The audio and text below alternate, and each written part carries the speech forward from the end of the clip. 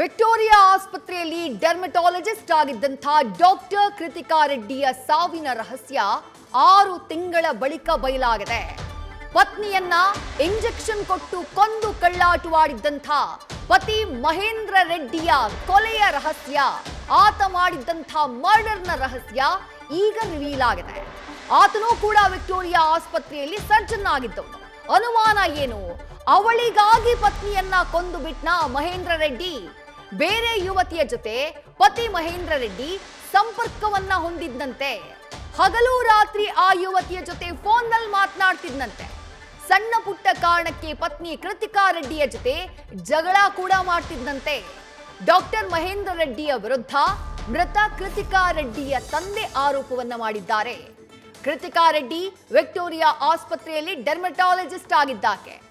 ಮತ್ತೊಂದು ಕಡೆ ಮಹೇಂದ್ರ ರೆಡ್ಡಿ ಅದೇ ವಿಕ್ಟೋರಿಯಾ ಆಸ್ಪತ್ರೆಯಲ್ಲಿ ಸರ್ಜನ್ ಆಗಿದ್ದವನು. ಕಳೆದ ವರ್ಷ ಮೇನಲ್ಲಿ ಮದುವೆಯಾಗಿತ್ತು. 2024ರ ಮೇನಲ್ಲಿ ಮದುವೆಯಾಗಿತ್ತು. ಮದುವೆಯಾದಂಥ 11 ತಿಂಗಳಿಗೆ ಪತ್ನಿ ಕೃತಿಕಾ ರೆಡ್ಡಿ ಸಾವನ್ನಪ್ಪಿದ್ದಾರೆ. ಸಹಜ ಸಾವು ಅಂತ ಎಲ್ಲರೂ ಅನ್ಕೊಂಡಿದ್ರು. ಅನಾರೋಗ್ಯದಿಂದ ಸಾವನ್ನಪ್ಪಿದ್ದಾರೆ ಅಂತ ಎಲ್ಲರೂ ಅನ್ಕೊಂಡಿದ್ರು. ಆದ್ರೆ ಕಳೆದ ಈ ವರ್ಷದ ಆರಂಭದ ಏಪ್ರಿಲ್ನಲ್ಲಿ ಪತಿ ಕೊಟ್ಟಂತ ಇಂಜೆಕ್ಷನ್ ನಿಂದ ಮಗಳ ಸಾವು ಸಂಭವಿಸಿದೆ ಅನ್ನುವಂಥ ಸತ್ಯ ಪೋಷಕರಿಗೆ ಗೊತ್ತಾಗಿದ್ದು, post mortem report, FSL report ಬಂದಂಥ ನಂತರದಲ್ಲಿ ತನ್ನ ಪತ್ನಿಯನ್ನ ತನ್ನ ವೈದ್ಯಕೀಯ ಬುದ್ಧಿಯನ್ನ ಬಳಸಿ ಕೊಲೆ ಮಾಡುವಂತಹ ಕೆಲಸವನ್ನ ಮಹೇಂದ್ರ ರೆಡ್ಡಿ ಮಾಡಿದ್ದಾನೆ ಅನ್ನುವಂಥ ಗಂಭೀರ ಆರೋಪ ಕೇಳಿ ಬರ್ತಾ ಇದೆ. ವೈದ್ಯರು ಅಂದ್ರೆ ಯಾರು? ಜೀವವನ್ನ ಉಳಿಸೋರು. ತಮ್ಮ ವಿದ್ಯೆಯನ್ನ ಜನರ ಬದುಕನ್ನ ಉಳಿಸೋಕೆ ಬಳಸಬೇಕು. ಆದ್ರೆ ಈತ ಮಾಡಿದ್ದು ತನ್ನ ಪತ್ನಿಯನ್ನ ಕೊಲೆ ಮಾಡೋಕೆ ತನ್ನ ವೈದ್ಯಕೀಯ ಬುದ್ಧಿಯನ್ನ ಬಳಕೆ ಮಾಡಿಬಿಟ್ಟ. ಇಂಜೆಕ್ಷನ್ನ ಕೊಟ್ಟು ಪತ್ನಿಯನ್ನ ಕೊಲೆ ಮಾಡುವಂತಹ ಕೆಲಸವನ್ನ ಮಾಡಿದ್ದಾನೆ. ಪೋಸ್ಟ್ ಮಾರ್ಟಮ್ ರಿಪೋರ್ಟ್ನಲ್ಲಿ, FSL ವರದಿಯಲ್ಲಿ ಈ ಸತ್ಯ ಬಹಿರಂಗವಾಗಿದೆ. ಈ ಸತ್ಯ ಬಯಲಾದಂತಹ ನಂತರದಲ್ಲಿ ಕೃತಿಕಾ ರೆಡ್ಡಿಯವರ ಪೋಷಕರು ಕಂಪ್ಲೇಂಟ್ ಅನ್ನ ದಾಖಲು ಮಾಡುವಂತಹ ಕೆಲಸವನ್ನ ಮಾಡಿದ್ದಾರೆ. ಅಂದ್ರೆ ಮಗಳು ಸಾವನ್ನಪ್ಪಿದ 6 ತಿಂಗಳ ಬಳಿಕ ಕೊಲೆಯ ರಹಸ್ಯ ಬಯಲಾಗಿರೋದು.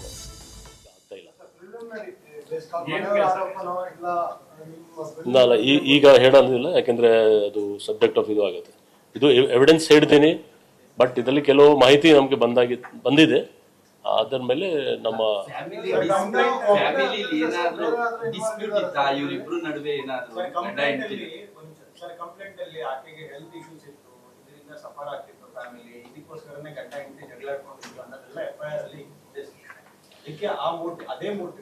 ಅಲ್ಲ, ಇಷ್ಟು ಬೇಗ ಮೋಟಿವ್ ಗೊತ್ತಾಗಲ್ಲ. ಇಷ್ಟು ಬೇಗ ಮೋಟಿವ್ ಯಾಕಂದ್ರೆ ಈಗ ಕೇಸ್ ಚೇಂಜ್ ಆಗಿದೆ, ಸೆಕ್ಷನ್ಸ್ ಚೇಂಜ್ ಆದ್ಮೇಲೆ ನ್ಯಾಚುರಲ್ ಆಗಿ ಅವರು ನಮ್ಮ ಅದೇ ಕೇಳ್ತಾರೆ.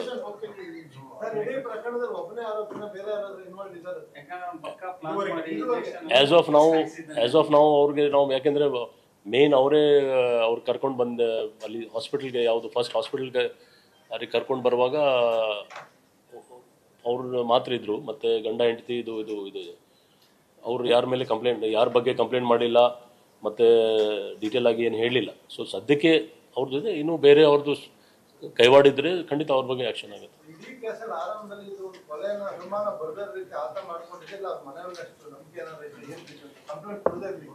ಗೊತ್ತಾಗಲ್ಲ, ನೋಡೋಣ, ವಿಚಾರಿಸ್ತೀನಿ.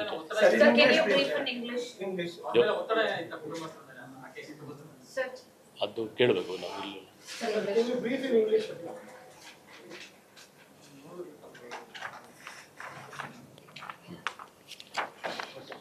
In the Marthali police station limits, in the month of April 2025, there was a UDR reported of a lady who had died under mysterious circumstances, but there was no complaint as such. But the case, somehow the police have done a good job in this, in the sense that they have collected the evidences properly. The SOCO team has collected the evidences properly and sent it to the FSL.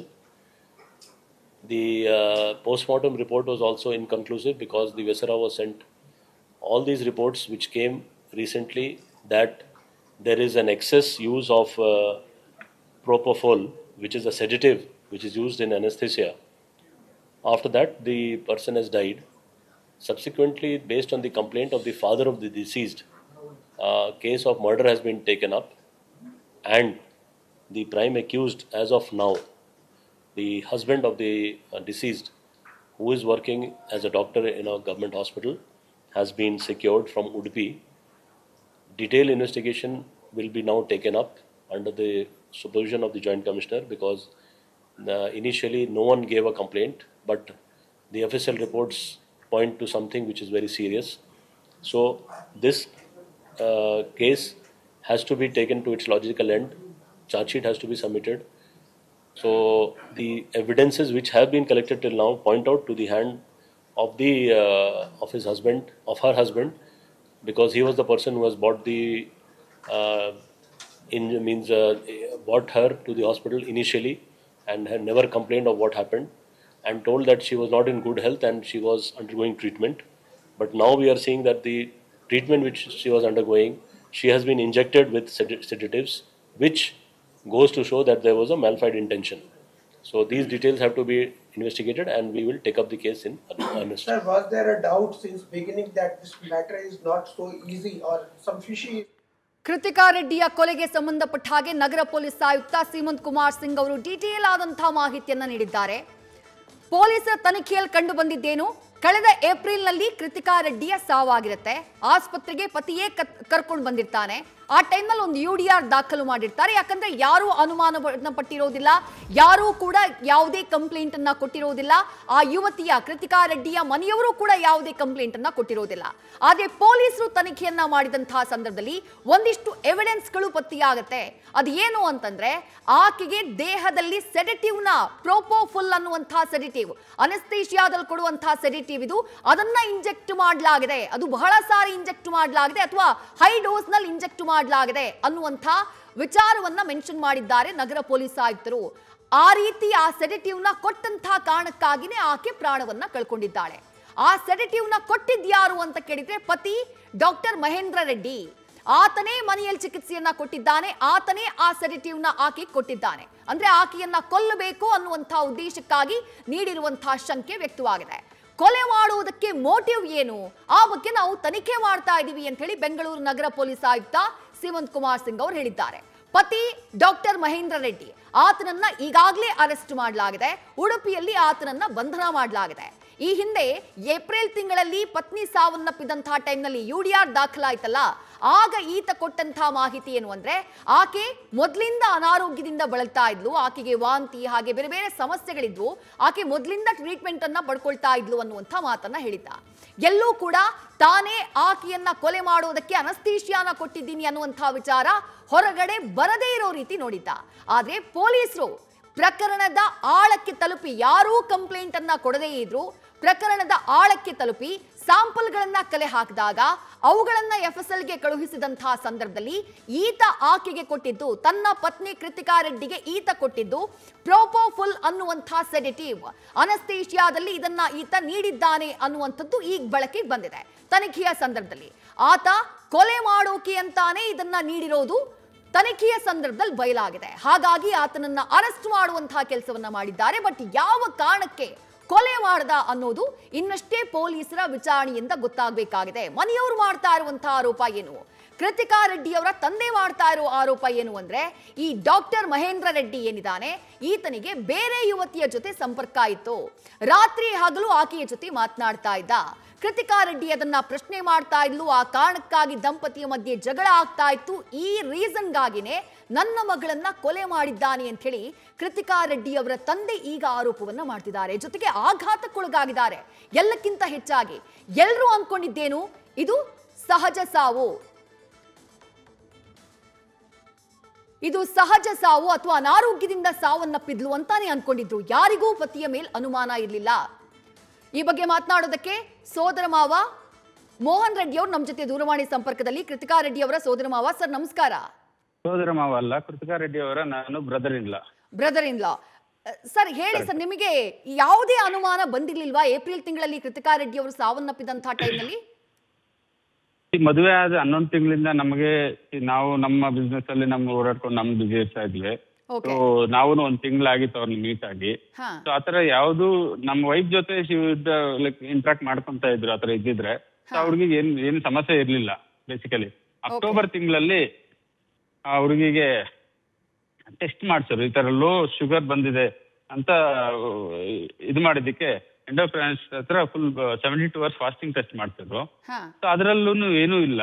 72 hours test ಕೊಟ್ಟಿದ್ರೆ ಇವನು ಇವನು ಮಹೇಂದ್ರ ರೆಡ್ಡಿ ಇದ್ದಾನೆ, ಇವನು 36 hours ಅಲ್ಲೇ discharge ಮಾಡ್ಕೊಂಡ್ ಬಂದ್ಬಿಟ್ಟ. ಯಾಕಂದ್ರೆ ಅವನು ಆಲ್ರೆಡಿ ಇನ್ಸುಲಿನ್ ಏನೋ ಕೊಟ್ಟು ಶುಗರ್ ಲೆವೆಲ್ಸ್ ಕಮ್ಮಿ ಮಾಡಿ ಅವ್ರಿಗೆ ಯಾರಿಗೂ ಗೊತ್ತಾಗಬಾರ್ದು ಅಂತ ಅವನು ಅವಾಗಿಂದಾನು ಪ್ಲಾನ್ ಮಾಡ್ಕೊಂಡ್ ಬಂದಂಗೆ ಕಾಣ್ತಾ ಇದೆ. ಇದು ಹಂತವಾಗಿ ಸೆಡೆಟಿವ್ ನ ಕೊಡ್ತಾ ಹೋಗಿದ್ದಾರೆ ಕೃತಿಕಾ ರೆಡ್ಡಿ ಅವರಿಗೆ. ಸೆಡೆಟಿವ್ ಅಂತಲ್ಲ, ಟ್ರೈಡ್ ಡಿಫರೆಂಟ್ ಆಪ್ಷನ್ಸ್. ಅಂದ್ರೆ ಇನ್ಸುಲಿನ್ ಕೊಟ್ರೆ ಇವಾಗ ಶುಗರ್ ಇರೋರ್ಗಾದ್ರೆ ಇನ್ಸುಲಿನ್ ಕೊಟ್ರೆ ನಾರ್ಮಲ್ ಬರುತ್ತೆ, ಶುಗರ್ ಇಲ್ಲದೆ ಇರೋರ್ಗೆ ಇನ್ಸುಲಿನ್ ಕೊಟ್ರೆ ಲೋ ಶುಗರ್ ಆಗುತ್ತೆ. ಸೊ ಅವಾಗ ಯಾರಿಗೂ ಅನುಮಾನ ಬರಲ್ಲ. ಸೊ ಆತರ ಒಂದು. ಸೊ ಆತರ 3-4 ಸತಿ ಮಾಡಿದ್ದಾನೆ. ಇವರು ಮನೇಲಿ ಡೌಟ್ ಬಂದು we have to get it because ನಮ್ಮ ಮನೆಯಲ್ಲಿ 6-7 ಜನ ಡಾಕ್ಟರ್ಸ್ ಇದ್ದಾರೆ. ಸೊ ನಮ್ಮ ಹೆಂಡತಿ ಅವರು ರೇಡಿಯಾಲಜಿಸ್ಟ್. ಇವ್ರಿಗೆಲ್ಲ ಅನುಮಾನ ಬಂದು ಅವ್ರೇನ್ ಮಾಡೋರು 72 hours ಫಾಸ್ಟಿಂಗ್ ಟೆಸ್ಟ್ ಮಾಡ್ತಾರೆ. ಆ 36 hours ಅಲ್ಲಿ ಅಲ್ಲಿ ವೈದ್ಯರನ್ನ ಯಾಮಾರಿಸಿ ಇವನು ನಮ್ಮ ಮನೆಯಲ್ಲಿ ಪಾರ್ಟಿ ಇದೆ ಇವತ್ತು ಹೋಗ್ಲೇಬೇಕು, ಏನೂ ಇಲ್ಲ ಅಲ್ವಾ, ರಿಪೋರ್ಟ್ ಅಲ್ಲಿ ಬಂದಿದೆ 36 hours ಅಲ್ಲಿ ಏನೂ ಇಲ್ಲ ಅಂತ ಬಂದಿದೆ ರಿಪೋರ್ಟ್, ಇಸ್ ಆಲ್ ಫೈನ್ ಅಂತ, ಎವ್ರಿಥಿಂಗ್ ಇಸ್ ವೆಲ್ ಅಂತ ಎಲ್ಲ ಬಂದಿದೆ. ಸೊ ಅವ್ನು ಯಾಮಾರಿಸ್ಬಿಟ್ಟು ಅಲ್ಲಿಂದ ಕರ್ಕೊಂಡ್ ಬಂದಿದ್ದಾನೆ. ಬೇಡ ಇಲ್ಲಿ ಬೇಡ, ನಾನು ಏನ್ ಸರಿ ಇದೆಯಾ ಬಾ ಅಂತ ವಾಪಸ್ ಕರ್ಕೊಂಡ್ಬಂದೆ. ಅದೇ ತರ ಅವನು ಈಗ ಫ್ರೀಕ್ವೆಂಟ್ ಆಗಿ ನೈಟ್ ಆತರ ಮಾಡ್ಕೊಂಡ್ಬಂದು ಲಾಸ್ಟ್ ಡೇ ಈ ತರ ಮಾಡಿದಾನೆ ಅವನು.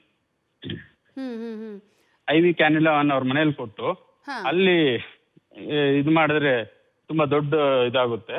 ಅದಕ್ಕೆ ಇವ್ರು ಕೃತಿಕಾ ಅವರ ತಂದೆ ಮನೆ ಕರ್ಕೊಂಡ್ ಬಂದ್ಬಿಟ್ಟು ನಿಮ್ ಮಗಳಿಗೆ ರೆಸ್ಟ್ ಬೇಕು ಅಂತ ಹೇಳ್ಬಿಟ್ಟು, ಇವಾಗ ಅವ್ನು IV ಕ್ಯಾನ್ಯುಲಾ ಹಾಕಿರೋವನು ಯಾರಿಗ ಹಾಕ್ತಾರೆ, ತುಂಬಾ ತೀರಾ ನಿಮ್ಗೆ ಮೆಡಿಸಿನ್ ತೊಗೊಳಕ್ಕಾಗಲ್ಲ, ಊಟ ಮಾಡ್ತಾ ಇಲ್ಲ ಅಂತವ್ರಿಗೆ ನೀವು ಗ್ಲೂಕೋಸ್ ಕೊಡ್ತೀರಾ. Is all fine, she has had all 3 meals of the day. So ಮತ್ತೆ ಬರೋದು ರಾತ್ರಿ, ಮತ್ತೆ ಇಂಜೆಕ್ಷನ್ ಕೊಡೋದು ರಾತ್ರಿ. ಸೊ ಆ ತರ ಮಾಡ್ಕೊಂಡು 23ನೇ ತಾರೀಕು ರಾತ್ರಿ ಬಂದು ಅವನು ಇದೇ ಪ್ರೊಸೀಜರ್ ಮಾಡಿದಾನೆ. ಬೆಳಿಗ್ಗೆ ನಮ್ಗೆ 7:15 ನಮಗ್ ಫೋನ್ ಬಂತು, ಈ ತರ ಆಗಿದೆ ಅಂತ. So we rush to Kauvery hospital. So ಅಲ್ಲಿ ನೋಡಿದ್ರೆ ತುಂಬಾ ಹೈಡ್ರಾಮಾ ಮಾಡಿದ್ರು, ಪೋಸ್ಟ್ ಮಾರ್ಟಮ್ ಬೇಡ. ಎಲ್ಲರೂ ಎಜುಕೇಟೆಡ್ ಫ್ಯಾಮಿಲಿ, ಯಾವುದೇ ಡೆತ್ ಆದ್ರೆ ಪೋಸ್ಟ್ ಮಾರ್ಟಮ್ ಮಾಡಿ, we should know the cause of death. Mahendra Reddy ಅವರೇ ಫೋರ್ಸ್ ಮಾಡಿದ್ರಾ ಪೋಸ್ಟ್ ಮಾರ್ಟಮ್ ಬೇಡ ಅಂತ?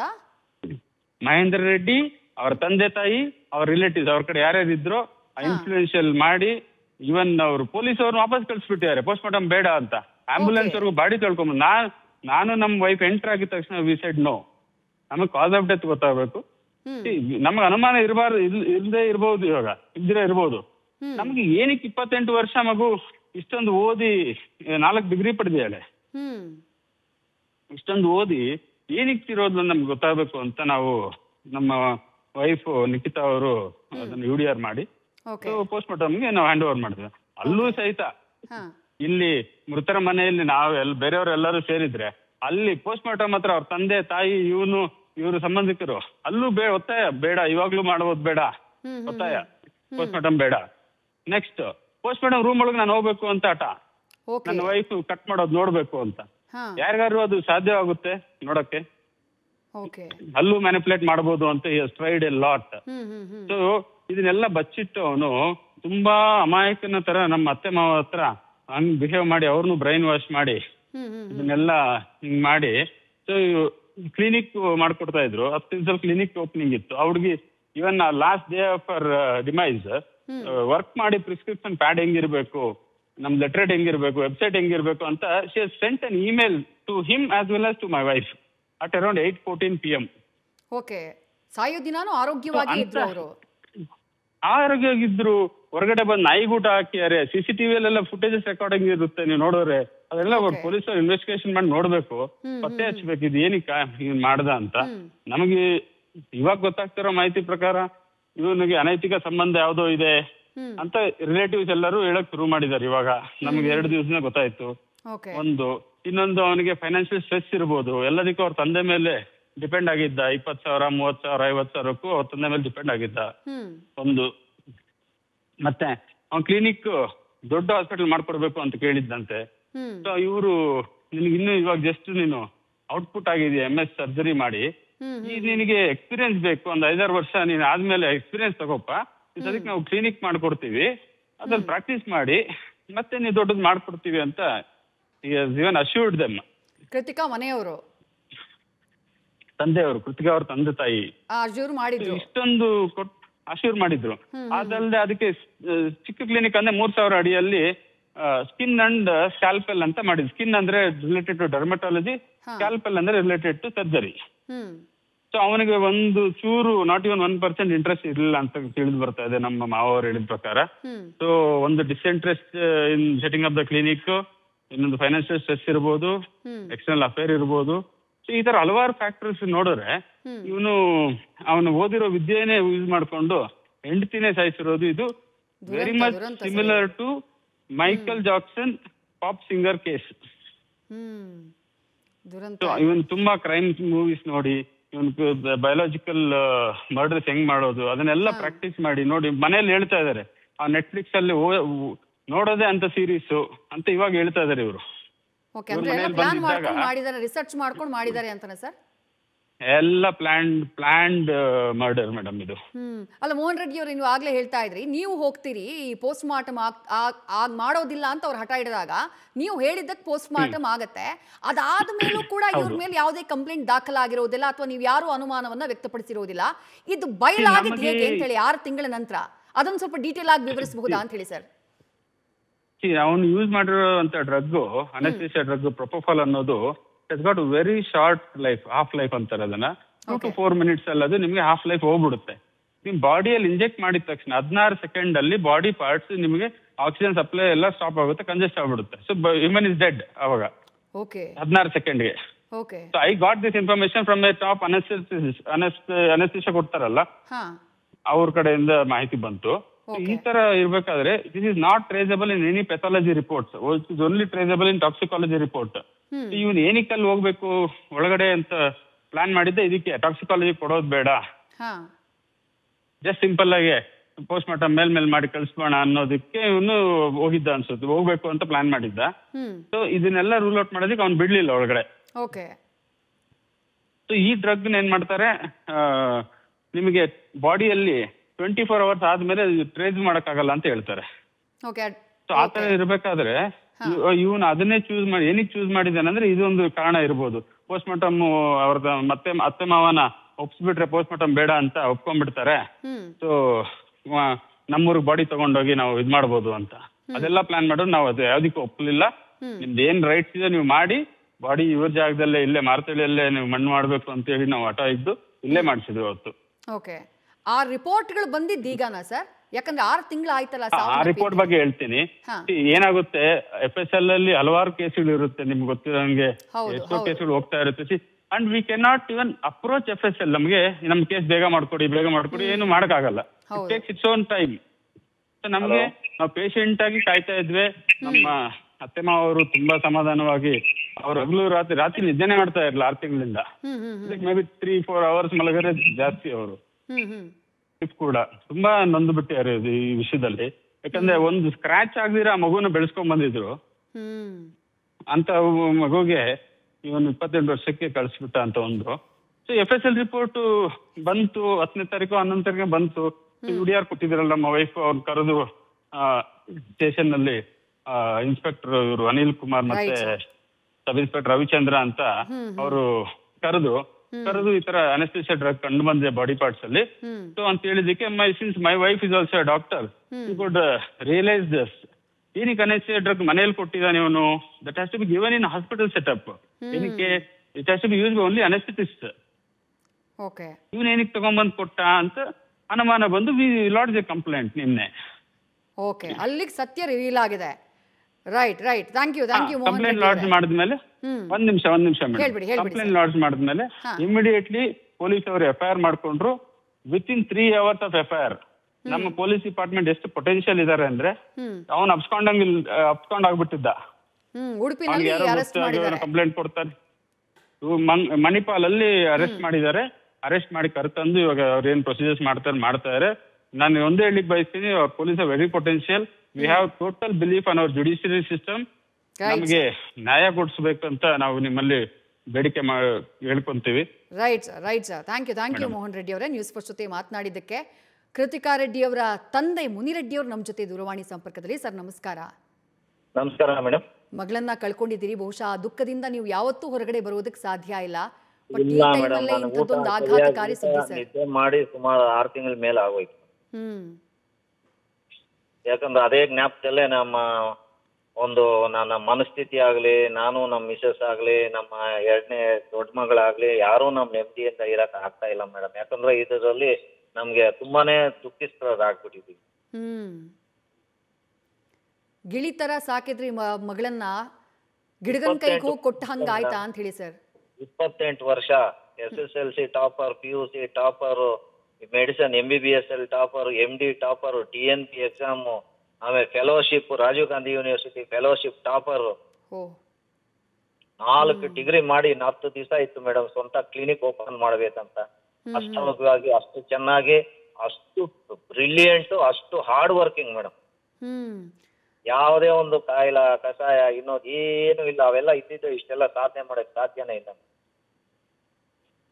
ಅಲ್ಲ, ಅಷ್ಟು ಮುದ್ದಾಗಿರೋ ಹುಡುಗಿ, ಅಷ್ಟು ಒಳ್ಳೆ ಕೆಲಸದಲ್ಲಿರೋರು, ಅಷ್ಟು ಚೆನ್ನಾಗಿ ಮದುವೆ ಮಾಡ್ಕೊಟ್ಟಿದ್ದೀರಿ, ಇಷ್ಟೆಲ್ಲ ಇದ್ರು ಯಾಕೆ ಹಿಂಗಾಯ್ತು ಸರ್ ಅಂತ ಹೇಳಿ? ಏನಕ್ಕೆ ಏನ್ ಕಾರಣ ಏನು ಅಂತ ಹೇಳಿ ಸರ್? ಕಾರಣ ಏನು ಅಂತ ಹೇಳಕ್ಕೆ ಮೇಡಮ್, ಈಗ ಏನಾಗಿದೆ ಅಂದ್ರೆ ಇದು ಅರೇಂಜ್ ಮ್ಯಾರೇಜ್ ಮಾಡಿರೋದು. ಹುಡುಗಾನು ಡಾಕ್ಟ್ರೇ ಆಗಿರ್ಲಿ ಅಂತ ನಾವು ಹುಡುಗನ್ನ ಸೆಲೆಕ್ಟ್ ಮಾಡಿ ಮದುವೆ ಮಾಡಿದ್ವಿ. ಬ್ಯಾಕ್ ಗ್ರೌಂಡ್ ಎಲ್ಲ ಚೆಕ್ ಮಾಡ್ಕೊಂಡಿದ್ರಿ ನೀವು ಮೊದ್ಲೇ? ಡಾಕ್ಟರ್ನೇ ಮಾಡೋಣ, ಇಬ್ರಿಗೂ ಚೆನ್ನಾಗಿರುತ್ತೆ, ಇಬ್ರು ಕೆಲಸ ಮಾಡ್ಕೊಂಡು ಇಬ್ರು ಅವ್ರ ಉದ್ಯೋಗ ಅವ್ರು ಮಾಡ್ಕೊಂಡಿರ್ತಾರೆ, ಸರೋಗತ್ತೆ ಅನ್ನೋ ಉದ್ದೇಶದಿಂದ ಮಾಡಿದ್ವಿ. ಬಟ್ ಆರಂಭದಲ್ಲಿ ಯಾವತ್ತು ಮಗಳು ಕಂಪ್ಲೇಂಟ್ ಮಾಡ್ಲಿಲ್ವಾ ಸರ್, ಪತಿ ಹಿಂಗ್ ಸಮಸ್ಯೆ ಮಾಡ್ತಿದ್ದಾನೆ ಅಂತ? ಯಾವತ್ತಾದ್ರೂ ನಿಮ್ಮ ಹತ್ರ ಹೇಳ್ಕೊಂಡಿದ್ದಿದ್ಯಾ? ಯಾವತ್ತಾದ್ರೂ ನಮ್ಮ ಹತ್ರ ಹೇಳ್ಕೊಳ್ಳಿಲ್ಲ ಮೇಡಮ್. ಯಾಕಂದ್ರೆ ಮೋಸ್ಟ್ಲಿ ನಾವೇನಾದ್ರೂ ಬೇಜಾರು ಬೀಳ್ತೀವೇನೋ, ಇಷ್ಟೆಲ್ಲ ಓದಿಸಿ ಕಷ್ಟಪಟ್ಟು ಮಾಡಿ ಸಣ್ಣ ಪುಟ್ಟ ಇರೋದೆಲ್ಲ ನಾನೇ ಸರಿ ಮಾಡ್ಕೊಬೋದೇನೋ, ಇಲ್ಲ ನಾನೇ ಅದನ್ನ ಇದು ಮಾಡ್ಕೊಬೋದೇನೋ ಅನ್ನೋ ನಮ್ಮ ಹತ್ರ ತಿಳ್ಸಕ್ಕೆ ಮೋಸ್ಟ್ಲಿ ಏನಾದ್ರು ಇಂಜರಿ ಬರುದು ಅನ್ಸುತ್ತೆ. ಅದೇ ಅಳಿಯಂಗೋಸ್ಕರ ಕ್ಲಿನಿಕ್ ಎಲ್ಲ ಕಟ್ಟಿಸಿ ಕೊಡ್ತಾ ಇದ್ರಿ ನೀವು, ಅಷ್ಟೆಲ್ಲಾ ಮಾಡ್ಕೊಟ್ರು, ಯಾಕೆ ಹಿಂಗಾಯ್ತು ಅಂತ ಹೇಳಿ ಸರ್? ಯಾಕೆ ಹಿಂಗಾಯ್ತು ಅಂದ್ರೆ ಮೋಸ್ಟ್ಲಿ ಒಂದು ಈ ಹುಡುಗಿ ಮೇಲೆ ಇಷ್ಟ ಇರ್ಲಿಲ್ಲ ಅನ್ನೋ ಕಾರಣ ಅನ್ಸುತ್ತೆ. ಯಾಕಂದ್ರೆ ಈ ಕಡೆನೂ ಬೆಳ್ಚೂಡು ಇತ್ತು ಅಂತ, ಆರ್ಥಿಕ ಸಮಸ್ಯೆ ಆಗ್ಲಿ, ಹುಡುಗಿಗೆ ಇನ್ನೊಂದಾಗ್ಲಿ ಯಾವ ತರ ಏನು ಸಮಸ್ಯೆ ಅನ್ನೋದು ಏನು ಇರ್ಲೇ ಇಲ್ಲ. ಮೋಸ್ಟ್ಲಿ ನಮ್ಮ ಹುಡುಗಿ ಮೇಲೆ ಇಂಟ್ರೆಸ್ಟ್ ಇಲ್ವೇನೋ ಅನ್ಸತ್ತೆ ಮೇಡಮ್. ಯಾಕಂದ್ರೆ ಬೇರೆ ರೀತಿಯಲ್ಲಿ ಯಾವ ಆಂಗಲ್ ಅಲ್ಲಿ ಯೋಚನೆ ಮಾಡಿದ್ರುವೇನೆ ಆ ತರ ಏನ್ ತೊಂದರೆಗಳೇನು ಇರ್ಲಿಲ್ಲ ಅನ್ಸುತ್ತೆ. ನಿಜ ಅಲ್ಲ, ಮಗಳ ಮೇಲೆ ಇಂಟ್ರೆಸ್ಟ್ ಇಲ್ಲ ಅಂತಂದ್ರೆ ವಿಚ್ಛೇದನ ತಗೊಳ್ಳೋದಕ್ಕೆ ಅವಕಾಶ ಇತ್ತಲ್ಲ ಸರ್, ಒಂದು ಜೀವ ತೆಗಿಯೋ ಮಟ್ಟಕ್ಕೆ ಯಾಕೆ ಹೋದ ಆತ ಅಂತ ಹೇಳಿ ಸರ್? ಅದನ್ನೇ ತನಿಖೆ ಮಾಡ್ಬೇಕು. ನಿಜ, ಯಾಕಂದ್ರೆ ಅದ್ರಲ್ಲೇ ಈಗ ಸಂಶಯ ಇರೋದು. ಯಾಕಂದ್ರೆ ಪೂರ್ವದಾಗಿತ್ತು, ನೀನ್ ಇಷ್ಟ ಇಲ್ಲ ಅಂದ್ರೆ ಇಲ್ಲ ಡೈವರ್ಸ್ ತಗೊಳ್ಳೋದು, ಏನೋ ಒಂದು ಆಗ್ತಾ ಇತ್ತು ಮೇಡಮ್. ಅವ್ರ ಪಾಡ್ಗ ಅವ್ರು ಬದುಕ್ತಾ ಇದ್ದು, ಏನೋ ಒಂದು ಚೆನ್ನಾಗಿರ್ತಾ ಇತ್ತು, ನಮ್ಗು ನಮ್ಮ ಮಗಳು ಜೊತೆಯಲ್ಲಿ ಇರ್ತಾ ಇದ್ಲು ಅನ್ನೋದು ಒಂದು ಇತ್ತು, ಸಂತೋಷ ಇರ್ತಾ ಇತ್ತು. ನಿಜ ನಿಜ ನಿಜ.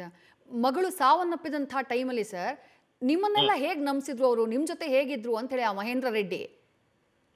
ಅದೇನಾಯ್ತು ಮೇಡಮ್, ಬೆಳಗಿನ ಜಾವ ಬೆಳಗ್ಗೆ ಒಂದು 7:15 ನಮ್ಮ ಮಿಸ್ಸಸ್ ಕೆಳಗಡೆ ಕೂತಿದ್ರು, ನಾನು ಇನ್ನು ಬೆಡ್ರೂಮ್ ಮೇಲೆ ಮಲಗಿದ್ದೆ. ಅವಾಗ ಮೇಲಿಂದ ಅಮ್ಮ ಮಗು ಎದ್ದೊಳ್ತಾ ಇಲ್ಲ ಅಂತ ಕಿರ್ಸ್ಕೊಂಡಿದ್ದ. ಆಮೇಲೆ ನಮ್ಮ ಮಿಸ್ಸಸ್ ಮೇಲೆ ಹೋಗಿ ನೋಡಿದ ತಕ್ಷಣ ಅನ್ಕಾನ್ಶಿಯಸ್ ಆಗೋಗಿತ್ತು. ಅವಾಗ ಏನಿಲ್ಲ, ಬಾಡಿ ಎಲ್ಲ ತಣ್ಣಗ್ ಆಗೋಗಿತ್ತು, ಏನೋ ಸ್ಪರ್ಶ ಇರ್ಲಿಲ್ಲ. ಆಮೇಲೆ ನನ್ ಕೂತ್ಕೊಂಡ್ಲು, ನಾನ್ ಮೇಲೆ ಕೆಳಗಿಂದ ಮೇಲೆ ಓಡೋದೆ. ಮೇಲೆ ಓಡಿದ ತಕ್ಷಣ ಬೆಡ್ರೂಮ್ ನೋಡಿದ ತಕ್ಷಣ ಮಗಳ ರೆಸ್ಪಾನ್ಸ್ ಏನು ಇರ್ಲಿಲ್ಲ, ಬಾಡಿ ಎಲ್ಲ ತುಂಬಾ ಕೋಲ್ಡ್ ಆಗೋಗಿತ್ತು ಆಲ್ರೆಡಿ. ಆಮೇಲೆ ಈ ಹುಡುಗ ಇಟ್ಕೊಂಡು, ಇಲ್ಲ ಮಾಮ ಅರ್ಜೆಂಟ್ ಹಾಸ್ಪಿಟಲ್ ತಗೊಂಡೋಗ್ಬೇಕು ನಾವು ಅಂತ ಹೇಳ್ದ. ನಾನು ಏನೋ ಅಲ್ಲಿ ಸ್ವಲ್ಪ ಏನಾದ್ರು ಚಾನ್ಸಸ್ ಇರತ್ತೋ ಏನೋ ಅನ್ಕೊಂಡು, ಅದು ಎಲ್ಲರೂ ಮೆಡಿಕಲ್ ಎಮರ್ಜೆನ್ಸಿ ಮಾಡ್ತಾರೋ ಅನ್ನೋ ಕಾರಣಕ್ಕೆ ನಾನು ಕಾರು ತಗೊಂಡ್ಬಂದು ಅರ್ಜೆಂಟ್ ಆಗಿ ನಾನು ನಮ್ಮಲ್ಲಿ ಇಬ್ರು ಮಗಳನ್ನ ಕಾರಲ್ಲಿ ಎತ್ಕೊಂಡು ಹಾಕೊಂಡು ಕಾವೇರಿ ಹಾಸ್ಪಿಟಲ್ ಪಕ್ಕದಲ್ಲೇ ಇದೆ ಮೇಡಮ್. ಒಂದು ಅರ್ಧ ಗಂಟೆಯಲ್ಲಿ ಅಲ್ಲೋಗಿ ಸೇರಿದ್ವಿ. ಅಲ್ಲೋಗಿ ಸೇರಿದ ಮೇಲೆ ಅಲ್ಲಿ ಪರೀಕ್ಷೆ ಎಲ್ಲ ಮಾಡಿ ಅವ್ರು ಹೇಳೋದಿಲ್ಲಪ್ಪ, ಇದು ಮೊದಲೇ ಯಾವಾಗಲೂ ಡೆಡ್ ಆಗೋಗಿದೆ, ನೀವು ತಂದಿರೋದೇ ಡೆಡ್ ಬಾಡಿನ ಹಾಸ್ಪಿಟಲ್ ಅಂತ ಹೇಳಿದ್ರು. ಆಮೇಲೆ ಮಧ್ಯದಲ್ಲಿ ನಾನು ಕೇಳಿದೆ, ಅಪ್ಪ ನೀನೇ ಡಾಕ್ಟರ್ ಅಲ್ವಾ, ನೀನು ಪಲ್ಸ್ ಆಗ್ಲಿ CPR ಆಗ್ಲಿ ಯಾಕೆ ಏನು ಕೊಡ್ಲಿಲ್ಲ ನೀನು ಅಂತ ಹೇಳಿದ್ರೆ, ಇಲ್ಲ ಅಮ್ಮಮ್ಮ ನಾನು ಏನೋ ನನಗೆ ದಿಕ್ ತೋರಿಸ್ಲಿಲ್ಲ. ಯಾಕಂದ್ರೆ ಅವೆಲ್ಲ ಅವನು ಮಾಡ್ಬೋದಾಗಿತ್ತು. ಹೌದು ಹೌದು. ಯಾವ ಪ್ರಯತ್ನನೂ ಅವ್ನು ಮಾಡ್ಲಿಲ್ಲ. ಎಲ್ಲ ವೇಟ್ ಮಾಡಿ ಇರ್ಬೋದು ಅನ್ಸುತ್ತೆ ನನಗೆ. ಯಾಕಂದ್ರೆ ಬಾಡಿ ಮೊದ್ಲೇ ಕೋಲ್ಡ್ ಆಗೋಗಿತ್ತು, ಮನೆಯಲ್ಲೇನೆ ಇದಾಗೋಗಿತ್ತು ಅನ್ಸುತ್ತದೆ. ಯಾಕಂದ್ರೆ ಅವ್ನ್ ಡಾಕ್ಟರ್ ಆಗಿನೂ ಚೆಕ್ ಮಾಡ್ಬೋದಾಗಿತ್ತಲ್ಲ, ಒಂದ್ ಚಾನ್ಸ್ ಇತ್ತು. ಹಾಸ್ಪಿಟ್ಲ್ಗೆ ಹೋಗಿ ಅಲ್ಲಿ ಬ್ರಾಡ್ ಡೈಟ್ ಡಿಕ್ಲೇರ್ಡ್ ಅಂದ್ರೆ ಇದು ಅನುಮಾನಾಸ್ಪದವಾಗಿ ಕಾಣ್ತದೆ. ಸೊ ಇದು ಉದ್ದೇಶಪೂರ್ವಕಕ್ಕೆ ಮಾಡಿರ್ಬೇಕು ಅನ್ನೋದು ಒಂಥರ ನಮ್ಗೆ ಅನಿಸ್ತಾ ಇದೆ. ಮಗಳಿಗೆ ಯಾವ್ದೋ ಇನ್ಸುಲಿನ್ ಕೊಡ್ತಾ ಇದ್ರು ಆಗಾಗ್ಗೆ ಅನ್ನುವಂತ ಆರೋಪ ಕೇಳ್ಪಟ್ವಿ ಸರ್. ನಿಮ್ ಗಮನದಲ್ಲಿ ಇತ್ತ, ನೀವು ಯಾವ ನೋಡಿದ್ರಾ ಅಂತ ಹೇಳಿ ತಾವು? ಏನ್ ಮೇಡಮ್? ಮಗಳಿಗೆ ಏನೋ ಇನ್ಸುಲಿನ್ ಕೊಡ್ತಾ ಇದ್ರು, ಯಾವ್ದೋ ಸೆಡಿಟಿವ್ ಎಲ್ಲ ಇಂಜೆಕ್ಟ್ ಮಾಡ್ತಾ ಇದ್ರು ಆಗಾಗ್ಗೆ ಅಂತ ಹೇಳಿ. ಇಲ್ಲ, ಅದೇನಾಗ್ತಾ ಇತ್ತು ಅಂದ್ರೆ ಒಂದು 5 ತಿಂಗಳು ಅಕ್ಟೋಬರ್ ತಿಂಗಳು ಇರಬೇಕು, 2024 ಅಕ್ಟೋಬರ್ ತಿಂಗಳಲ್ಲಿ ಒಂದ್ಸರಿ ಅವ್ರ ಮನೆಯಿಂದ ಕಾರಲ್ಲಿ ಬರ್ತಾ ಇತ್ತು. ಕಾರಲ್ಲಿ ಬರ್ತಾ ಇರ್ಬೇಕಾದ್ರೆ ಇನ್ನೇನ್ ನಮ್ಮ ಮನೆಗೆ ಬರ್ತಾ ಇದ್ವಿ. ಇಲ್ಲಿಂದ ಅವಳು ಅಲ್ಲಿಗೋ ಕ್ಲಿನಿಕ್ ಹೋಗ್ತಾ ಇತ್ತು, ಹಾಸ್ಪಿಟ್ಲ್ ಕೆಲ್ಸಕ್ಕೆ ಹೋಗ್ತಾ ಇತ್ತು. ಹೋಗ್ಬೇಕಾದ್ರೆ ಸೆಂಟ್ರಲ್ ಏನಾಗಿದೆ, ನನಗೆ ನಮ್ಮ ಮಿಸಸ್ಗೆ ಫೋನ್ ಮಾಡಿದ್ದಾಳೆ, ಅಮ್ಮ ನನ್ಗೇನೋ ಕಾಲು ಕೈ ಎಲ್ಲ ಏನೋ ಆಗ್ತಾ ಇದೆ, ನನ್ನ ಕೈಯಲ್ಲಿ ಏನೋ ಆಗ್ತಾ ಇಲ್ಲ, ಬಾಡಿ ಎಲ್ಲ ಸುಟ್ಟು ಇದಾಗ್ತಾ ಇದೆ, ನಾನು ಅರ್ಜೆಂಟ್ ಆಗಿ ತಂದೆಗೆ ಹೇಳು, ಬೇಗ ಬರಕ್ ಹೇಳು ಅಂತ. ಈ ಹುಡುಗಿನೇ ಟ್ರೈ ಮಾಡ್ಕೊಂಡ್ ಬರ್ತಾ ಇತ್ತು ಕಾರು. ಈ ಹುಡುಗ ಹಿಂದೆ 2 ವೀಲರ್ ಅಲ್ಲಿ ಬರ್ತಾ ಇದ್ದಾನೆ ಜೊತೆಯಲ್ಲೇ. ಸರ್ ಇಮಿಡಿಯೇಟ್ ಆಗಿ ನಾನ್ ಬರೋಷ್ಟು ಹೋಗೋಷ್ಟರಲ್ಲಿ ಅವನಿಗೂ ಫೋನ್ ಮಾಡಿ ಟ್ರೈ ಮಾಡಿದಲ್ಲ, ಅವ್ನು ಸಿಕ್ಕಿದ್ದಾನೆ. ಅವನು ಇಮಿಡಿಯೇಟ್ ಆಗಿ ಸರಿ ಅಂತ ಎತ್ಕೊಂಡು ಹಾಸ್ಪಿಟ್ಲಿಗೆ ಬಂದು ಅಡ್ಮಿಟ್ ಮಾಡಿದ್ದಾನೆ. ನಾನು ಹೋಗಿ ಸೇರ್ಕೊಂಡೆ ಕಾವೇರಿ ಹಾಸ್ಪಿಟಲ್. ಅಲ್ಲಿ ಅವರೆಲ್ಲ ಚೆಕ್ ಮಾಡ್ಬಿಟ್ಟು ಸ್ವಲ್ಪ ಬಾಯಿಗೆ ಶುಗರ್ ಎಲ್ಲ ಹಾಕಿದ್ರು. ಸರ್ ಹೋಗೋಯ್ತು, ಲೆವೆಲ್ ಎಲ್ಲ ಕರೆಕ್ಟ್ ಆಗಿ ಶುಗರ್ ಲೆವೆಲ್ ಎಲ್ಲ ಏನು ತೊಂದರೆ ಇರಲಿಲ್ಲ. ಆಮೇಲೆ ಡಾಕ್ಟರ್ ಸಲಹೆ ಮೇರೆಗೆ ನಾವು ಅಲ್ಲಿ ಎಲ್ಲಾ ಪರೀಕ್ಷೆಗಳನ್ನು ಮಾಡಿಸಿದ್ವಿ. ಎಲ್ಲಾ ಪರೀಕ್ಷೆಗಳಲ್ಲಿ ಏನು ತೊಂದರೆ ಇಲ್ಲ. ಇದು ಯಾಕೆ ಹಿಂಗ್ ಆಗ್ತಾ ಇದೆ ಅಂತ ನಮಗೂ ಸಂಶಯ, ಗೊತ್ತಾಗ್ತಾ ಇಲ್ಲ ಅಂತ ಹೇಳಿ ಡಾಕ್ಟರ್ ಏನ್ ಮಾಡಿದ್ರು, ಇದನ್ನ 72 ಅವರ್ ಫಾಸ್ಟಿಂಗ್ ಅಲ್ಲಿ ಇಟ್ಟು ನಾವು ಇಲ್ಲೇ ನಾವು ಅಡ್ಮಿಟ್ ಮಾಡಿ ಫಾಸ್ಟಿಂಗ್ ಅಲ್ಲಿ ಇಡ್ತೀವಿ. ಫಾಸ್ಟಿಂಗ್ ಅಲ್ಲಿ ಇಟ್ಟಾಗ 72 ಅವರ್ ಅಲ್ಲಿ ಏನಾದ್ರು ಒಂದು ವೇಳೆ ಕೆಳಗಡೆ ಬಿದ್ರೆ ಲೆವೆಲ್, ಅವಾಗ ಅದಕ್ಕೆ ಏನಾದ್ರು ಸಮಸ್ಯೆನ ಟ್ರೀಟ್ಮೆಂಟ್ ಮಾಡೋಣ, ನೀವು ಅಡ್ಮಿಟ್ ಮಾಡಿ ಅಂತ ಹೇಳಿದ್ರು. ಅದಕ್ಕಾಗಿ ನಾವು ಅಡ್ಮಿಟ್ ಮಾಡಿದ್ವಿ. ಅಡ್ಮಿಟ್ ಮಾಡಿದ್ಮೇಲೆ ಏನಾಯ್ತು, 36 ಅವರ್ ತನಕ ಏನು ಇಲ್ಲ, ನಾರ್ಮಲ್ ಬ್ಲಡ್ ಲೆವೆಲ್, ಪ್ರಾಬ್ಲಮೇ ಇಲ್ಲ. ಅವಾಗ ಈ ಹುಡುಗ ಮಹೇಂದ್ರ ರೆಡ್ಡಿ ಅನ್ನೋನ್ ಏನ್ ಮಾಡ್ದ, ಇಲ್ಲ 36 ಅವರ್ ಸಾಕು, ನಮ್ಮ ಮನೇಲಿ ಯಾವ್ದೋ ಒಂದು ಫಂಕ್ಷನ್ ನಡೀತಾ ಇದೆ, ಅದಕ್ಕೆ ಹೋಗ್ಲೇಬೇಕಾಗತ್ತೆ ಅಂತ ಹೋಗಿ ಡಾಕ್ಟರ್ ಹತ್ರ ರಿಕ್ವೆಸ್ಟ್ ಮಾಡ್ಕೊಂಡು, ಮೇಡಮ್ 36 ಅವರ್ ಏನು ಪ್ರಾಬ್ಲಮ್ ಇಲ್ವಲ್ಲ, ಇನ್ನು 72 ಅವರ್ ಇದ್ರು ಅಷ್ಟೇ ಅಲ್ವಾ, ಏನು ಆಗಲ್ಲ, ನಾನು ಕರ್ಕೊಂಡು ಹೋಗ್ತೀನಿ, ಡಿಸ್ಚಾರ್ಜ್ ಮಾಡ್ಕೊಂಡು ಅಂತ ಹೇಳಿ ಕನ್ವಿನ್ಸ್ ಮಾಡ್ಬಿಟ್ಟು ಹೇಳಿದಾನೆ. ಡಾಕ್ಟರ್ ಏನ್ ಹೇಳಿದಾರೆ, ಇಲ್ಲಪ್ಪ 72 ಅವರ್ ಮಾಡಿದ್ರೆ ಮಾತ್ರ ನಾನು ರಿಪೋರ್ಟ್ ಕೊಡಬಲ್ಲೆ, ಇಲ್ಲ ಅಂದ್ರೆ ನಿಮ್ ಇಷ್ಟಕ್ಕೆ ಕರ್ಕೊಂಡು ಹೋಗಿರೋದ್ರಿಂದ ನಾವು ಹಂಗೆ ಇದು ಮಾಡಕ್ ಆಗಲ್ಲ ಅಂತ ಹೇಳಿದ್ರು ಅವ್ರು. ಸೊ ಅದನ್ನು ಅಲ್ಲೇ ಬ್ರೇಕ್ ಮಾಡ್ದ. ಸೊ ಆ ಇನ್ಸುಲಿನ್ ಲೆವೆಲ್ ಅವಾಗ್ಲೇ ಫಸ್ಟ್ ಬಂದಿತ್ತು, ಅವಾಗ್ಲೇ ಬಂದಿತ್ತು. ಅದಾದ್ಮೇಲೆ ಇನ್ನೊಂದು ಟೈಮು ಹಂಗೆ ಮಾಡಿದ್ದಾನೆ. ಅದು ಇವಂದೇ ಉದ್ದೇಶ ಇರಬೇಕು ಅಂತ ನನಗೆ ಸಂಶಯ ಅನಿಸ್ತಾ ಇತ್ತು. ನಂದು ಎರಡು ಪ್ರಶ್ನೆ ಇದೆ ಸರ್. ಒಂದು, ನಿಮ್ ಮಗಳಿಗೆ ಏನಾದ್ರೂ ಮೆಡಿಕಲ್ ಹಿಸ್ಟ್ರಿ ಏನಾದ್ರೂ ಇತ್ತಾ, ಏನಾದ್ರೂ ಆರೋಗ್ಯ ಸಮಸ್ಯೆ ಕಾಡ್ತಾ ಇತ್ತಾ ಅಂತ ಹೇಳಿ? ಏನಿಲ್ಲ ಮೇಡಮ್, ಏನಿರ್ಲಿಲ್ಲ. ನೀವು ಕಾಲೇಜಲ್ಲಿ ತಗೊಂಡ್ರು ಅಷ್ಟೇ, MBBS ತಗೊಂಡ್ರು ಅಷ್ಟೇ, MD ತಗೊಂಡ್ರು ಅಷ್ಟೇ, ಫೆಲೋಶಿಪ್ ತಗೊಂಡ್ರು ಅಷ್ಟೇ, ನಿಮ್ಗೆ 99% ಅಟೆಂಡೆನ್ಸ್. ಯಾವುದೇ ಆರೋಗ್ಯ ಸಮಸ್ಯೆ ಇರ್ಲಿಲ್ಲ. ಮದುವೆ ಆದ್ಮೇಲೆನೆ ಇದೆಲ್ಲ ಹೊಸದೆಲ್ಲ ಶುರುವಾಗಿದ್ದು. ಮದುವೆ ಆದ್ಮೇಲೆನೆ ಅವಳಿಗೆ ಆರೋಗ್ಯವಾಗಿ ಸ್ವಲ್ಪ ಕ್ಷೀಣಿಸ್ತಾ ಬರ್ತಾ ಇದ್ದು ಕಾಣಿಸ್ತು. Very active, very bold, very courageous. ನಾನು ಆ ಹುಡುಗಿನ ಗಂಡು ಮಗುನೇ ಅಂತ ಸಾಕಿರೋದು ಮೇಡಮ್. ಅಷ್ಟು ಬೋಲ್ಡ್, ಅಷ್ಟು ಕರೇಜು, ಅಷ್ಟು ಧೈರ್ಯ ಎಲ್ಲ ಇತ್ತು ಮೇಡಮ್. ಅಂತ ಹುಡುಗಿನ ಯಾಮರ್ಸ್ಬಿಟ್ಟು. ಈ ಪೋಸ್ಟ್ ಮಾರ್ಟಮ್ ಮಾಡೋ ಟೈಮಲ್ಲಿ ಸರ್, ಪೋಸ್ಟ್ ಮಾರ್ಟಮ್ ಮಾಡಕ್ ಬೇಡ ಅಂತ ಏನಾದ್ರು ಹಠ ಹಿಡಿದಿದ್ರೆ ಸರ್? ಮೋಹನ್ ರೆಡ್ಡಿ ಅವರು ಅದನ್ನ ಹೇಳ್ತಾ ಇದ್ರು. ಫ್ಯಾಮಿಲಿ ಅವರೆಲ್ಲ ಸೇರ್ಕೊಂಡು ಪೋಸ್ಟ್ ಮಾರ್ಟಮ್ ಮಾಡೋದೇ ಬೇಡ, ನಾವು ಮಗುನ ಅನ್ಯಾಯವಾಗಿ ಎಲ್ಲ ಕುಯ್ದು ಬಿಡ್ತಾರೆ, ಅದು ನಮ್ ಕೈಯಲ್ಲಿ ಆಗಲ್ಲ, ಆ ತರ ಕುಯ್ಸ್ಕೊಳ್ಳೋದು ಬೇಡ ನಮ್ಮ ಅಂತೇಳಿ ನಮಗುನು ಕನ್ವಿನ್ಸ್ ಮಾಡಕ್ ಟ್ರೈ ಮಾಡಿದ್ರು ಮೇಡಮ್. ಆಮೇಲೆ ನಾವ್ ಹಂಗೆ ನಮ್ಮೂರಿಗೆ ತಗೊಂಡು ಹೋಗ್ಬಿಟ್ಟು ಇವತ್ತೇ ನಾವು ಸಮಾಧಿ ಮಾಡ್ಬಿಡ್ತೀವಿ, ಫ್ಯೂನರಲ್ ಮಾಡ್ಬಿಡ್ತೀವಿ, ನಮ್ಗೆ ಕೊಟ್ಬಿಡಿ ಬಾಡಿ ಅಂತ ತುಂಬಾನೇ ಪ್ರಯತ್ನ ಮಾಡಿದ್ರು ಹಾಸ್ಪಿಟಲ್. ಅವಾಗ ಇಲ್ಲ, ಇದು ಯಾವ್ದಕ್ಕೂ ಸಂಶಯ ಇರೋದ್ರಿಂದ ನಮ್ಮ ದೊಡ್ಡ ಮಗಳು UDR ಪೊಲೀಸ್ ಸ್ಟೇಷನ್ ಅಲ್ಲಿ ಅವಾಗ ಪೊಲೀಸ್ ಅವರುನು ಇಲ್ಲ, ನಾವು ಇದು ಮಾಡ್ಲೇಬೇಕು ಅಂತ ಪೊಲೀಸ್ ಅವರುನು ತುಂಬಾ ಇದರಲ್ಲಿ ಸಹಕಾರ ಮಾಡಿದ್ದಾರೆ. ಈ ಒಂದು ವಿಚಾರದಲ್ಲಿ ಪೋಸ್ಟ್ ಮಾರ್ಟಮ್ ಆಗ್ಲಿ ಇನ್ನೊಂದು ಅವರುನು ಇಲ್ಲ ಮಾಡ್ಲೇಬೇಕು ಅಂತ ನಮ್ಮ ಮರತಳ್ಳಿ ಪೊಲೀಸ್ ಸ್ಟೇಷನ್ ಇನ್ಸ್ಪೆಕ್ಟರ್ನು ಇದರಲ್ಲಿ ಇಲ್ಲ ಮಾಡ್ಲೇಬೇಕು ಅಂತ ಅವರುನು ಹಠ ಹಿಡಿದು ಮಾಡಿಸಿದ್ದಕ್ಕೆ ಇದು ಬಯಲಿಗೆ ಬಂದಿದೆ ಮೇಡಮ್. ಅಲ್ಲ, ಈಗ ಇದು ಮಗಳು ಸತ್ತ ಮೇಲೆ ಸರ್, ಮಗಳು ತೀರ್ಕೊಂಡ ಮೇಲೆ ಈಗ ಒಂದು 6 ತಿಂಗಳ ಸಮಯ ಆಯ್ತು, ರಿಪೋರ್ಟ್ ಬಂದಿರೋದು ಈಗ. ಈ 6 ತಿಂಗಳಲ್ಲಿ ಮಹೇಂದ್ರ ರೆಡ್ಡಿ ನಿಮ್ ಸಂಪರ್ಕದಲ್ಲಿ ಏನಾದ್ರು ಇದ್ರಾ, ನಿಮ್ ಹತ್ರ ಮಾತಾಡ್ತಾ ಇದ್ರಾ, ಏನು ಆಗದೆ ಇರೋ ತರ ಡ್ರಾಮಾ ಮಾಡ್ಕೊಂಡು? ಹೌದು ಮೇಡಮ್, 2-3 ಸರಿ ಬಂದಿದ್ದಾನೆ ಮೇಡಮ್. 3 ಸರಿ ಬಂದ್ಬಿಟ್ಟು ನಮ್ಮ ಹತ್ರ ಇರೋದು, ಮಗುದು ಇರೋದು ಬಟ್ಟೆಗಳು, ಒಡವೆಗಳು, ಅವಳಿರೋ ಒರಿಜಿನಲ್ ಸರ್ಟಿಫಿಕೇಟ್ಸ್, ಫೋಟೋಸ್ ಏನೇನಿದೆ ಎಲ್ಲ ತಗೊಂಡೋದ. ಎಲ್ಲನೂ ತೊಗೊಂಡೋಗಿದ್ದಾರೆ. ಆಮೇಲೆ ನಾವು ಕೇಳಿದ್ರೆ ಇಲ್ಲ ನಾನು ನೆನಪೋಸ್ಕರ ನಮ್ಮ ಹೆಂಡತಿ ನೆನಪೋಸ್ಕರ ನಾನು ಬೇಕು ಅಂತ ಎತ್ಕೊಂಡು ಹೋದ. ಅದು ಉದ್ದೇಶಪೂರ್ವಕ ಹೋಗಿರ್ಬೇಕು ಅನ್ಸುತ್ತೆ. ಯಾಕಂದ್ರೆ ಹೇಳಿ ಸರ್, ನಿನ್ನೆ ರಿಪೋರ್ಟ್ ಬರ್ತಾ ಇದ್ದ ಹಾಗೆ ತಮಗೆಷ್ಟು ಆಘಾತ ಆಯಿತು ಅಂತ ಹೇಳಿ. ಅಳಿಯ ಅಂತಂದ್ರೆ ಮನೆಗೆ ಮಗ ಇದ್ದ ಹಾಗೆ ಅಂತ ಭಾವಿಸ್ತಾರೆ. ನಾನು ಕೇಳ್ದೆ ಮೇಡಮ್, ಮಧ್ಯದಲ್ಲಿ FSL ರಿಪೋರ್ಟ್ ಏನಾದ್ರು ಬಂತೇನಪ್ಪ ಅಂತ ಕೇಳ್ದೆ ನಾನು. ಇಲ್ಲ, ಅದಕ್ಕೆ ಅವ್ರು ಏನಂದ್ರು, ಇಲ್ಲ ಮಾಮ ಇಷ್ಟೊತ್ತಿಗೆ ಬಂದ್ಬಿಡ್ಬೇಕಾಯ್ತು, 2 ತಿಂಗಳಿಗೆ ಕೊಟ್ಬಿಡ್ತಾರ ಅದನ್ನ. ಯಾಕಂದ್ರೆ ನಾನು ವಿಕ್ಟೋರಿಯಾ ಹಾಸ್ಪಿಟಲ್ ಕೆಲಸ ಮಾಡೋದ್ರಿಂದ ನಾವು ತುಂಬಾ ಸ್ಯಾಂಪಲ್ಸ್ ಕಳಿಸ್ತೀವಿ, 2 ತಿಂಗಳು ಬರ್ಬೇಕು, ಇಷ್ಟ ದಿನ ಯಾಕೆ ಬಂದಿಲ್ಲ, ಬಂದಿರ್ಬೇಕು. ಒಂದ್ ವೇಳೆ ಏನಾದ್ರು ಬಂದಿದ್ದು ಅದ್ರಲ್ಲಿ ಏನಾದ್ರು ಕಾಣಿಸಿದ್ರೆ ನಾನು ಇಷ್ಟೊತ್ತಿಗೆ ಒಳಗಾಕ್ಬಿಡ್ತಾ ಇದ್ರಲ್ಲ ಮಾವನನ್ನ ಅಂತಾನು ಹೇಳಿ. ಹಂಗೂ ಹೇಳಿದ್ದಾರೆ. ಹಂಗೂ ಹೇಳಿ. ಅಂದ್ರೆ ನಾನೊಬ್ಬ ಅಮಾಯಕ, ನಾನು ಏನು ಮಾಡ್ಲಿಲ್ಲ ನೋಡಿ ಅನ್ನೋ ತರ ನಿಮ್ ಮುಂದೆ ಪೋರ್ಟ್ರೇ ಮಾಡ್ಕೊಂಡಿದ್ದಾರೆ. ಎಸ್ ಪಕ್ಕ ನಿಜ. ಈಗ ಅರೆಸ್ಟ್ ಆಗಿದ್ದಾರೆ ಸರ್. ಮುಂದೆ ಏನು ಬಯಸ್ತೀರಿ ತಾವು? ಒಂದು ಹೆಣ್ಣು ಮಗಳ ತಂದೆಯಾಗಿ ಮಗಳನ್ನ ಕಳ್ಕೊಂಡಿದ್ದೀರಿ. ನಿಮ್ಮ ಪತ್ನಿಯವ್ರು ಹೇಗಿದ್ದಾರೆ ಈಗ ಈ ಸತ್ಯ ಗೊತ್ತಾದ್ಮೇಲೆ? ಅವರು ಇನ್ನೂ ಈ ಶಾಕಿಂದ ಹೊರಗಡೆ ಬಂದಿಲ್ಲ ಮೇಡಮ್. ಯಾಕಂದ್ರೆ ಅವರು ತುಂಬಾ ಪ್ರೀತಿ, ಮಗಳು ನಮ್ಮ ತಾಯಿ ಮಗಳು ತುಂಬಾ ಪ್ರೀತಿ, ಅವರಿಬ್ಬರಿಗೂ ಅಟ್ಯಾಚ್ಮೆಂಟ್. ಅಂದ್ರೆ ಅದನ್ನು ಬಾಯಲ್ಲಿ ನಾವು ಯಾವ ತರ ಪದಗಳು ಇಲ್ಲ ಅದನ್ನ ನಾವು ಹೇಳಕ್. ಆ ತರ ಅವ್ರಿಬ್ರುನು ತುಂಬಾ ಚೆನ್ನಾಗಿದ್ರು. ಮಕ್ಳು ಅಂದ್ರೆ ನಮ್ಗಿಬ್ರೆ ಹೆಣ್ಮಕ್ಳು ಇದ್ದಿದ್ದು. 2 ಹೆಣ್ಮಕ್ಳು, ದೊಡ್ಡ ಮಗಳು ರೇಡಿಯಾಲಜಿಸ್ಟ್, 2ನೇ ಮಗಳು ಡರ್ಮೆಟಾಲಜಿಸ್ಟ್. ಇನ್ನೆಲ್ಲಾ ಲೈಫು ಸೆಟ್ ಆಗತ್ತೆ, ಎಲ್ರು ಚೆನ್ನಾಗಿರ್ತಾರೆ ಅಂತೇಳಿ ನಾವೆಲ್ಲ ಬಯಸೋ ಟೈಮಲ್ಲಿ ಇಂತ ಒಂದು ದುರ್ಘಟನೆ ಆಗೋದು. ನಿಜ ನಿಜ.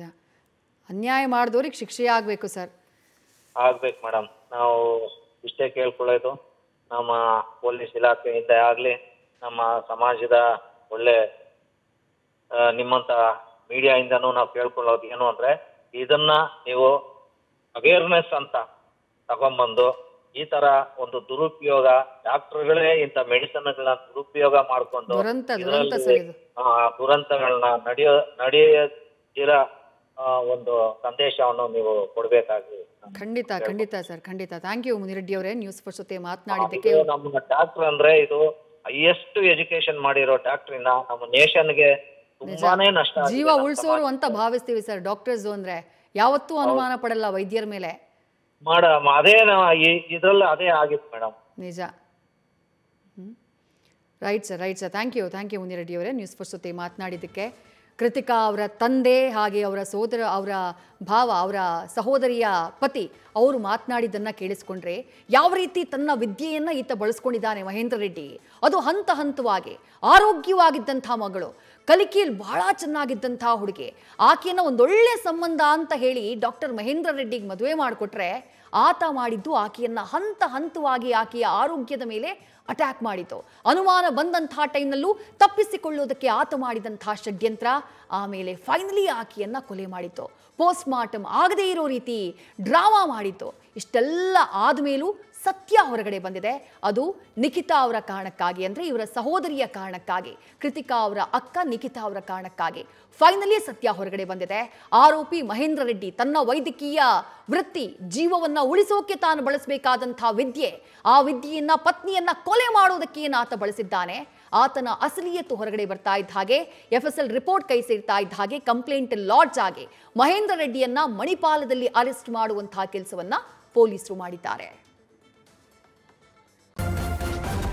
ನ್ಯೂಸ್ ಫಸ್ಟ್, ನಿರ್ಭೀತಿಯಿಂದ ನಿಮ್ಮ ಪರವಾಗಿ.